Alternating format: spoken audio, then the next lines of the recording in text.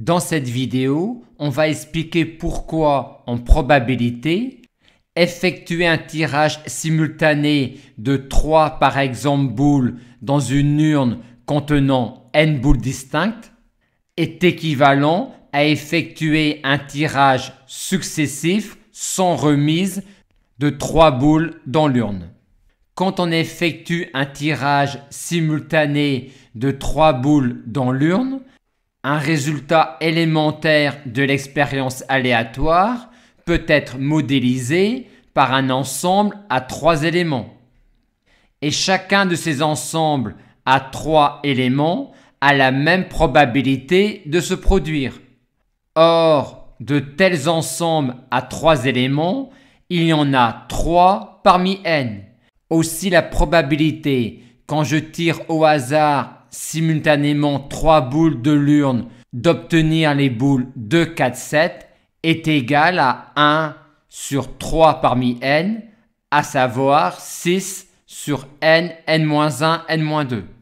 Montrons maintenant que si j'effectue désormais un tirage successif sans remise de 3 boules dans l'urne, la probabilité d'obtenir les boules 2, 4, 7 est également égale à cette quantité-là.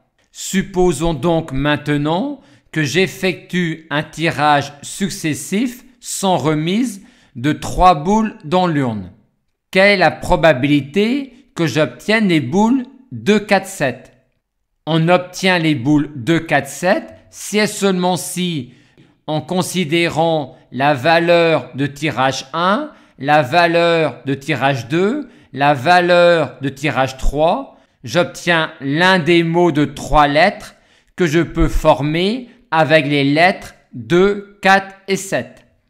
La probabilité d'obtenir l'un de ces mots, par exemple le mot 2, 4, 7, est égale à 1 sur n fois 1 sur n-1 fois 1 sur n-2. Et ceci est le cas pour chacun de mes mots. Et il y en a combien des mots de 3 lettres avec les lettres 2, 4, 7? Il y en a 3 factoriels.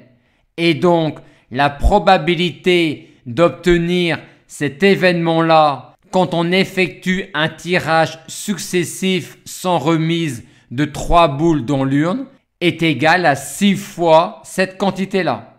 Et on retrouve bien la même probabilité que quand on effectue un tirage simultané de 3 boules dans l'urne. Morale, en probabilité, on peut modéliser un tirage simultané de 3 boules dans l'urne par un tirage successif sans remise de 3 boules dans l'urne.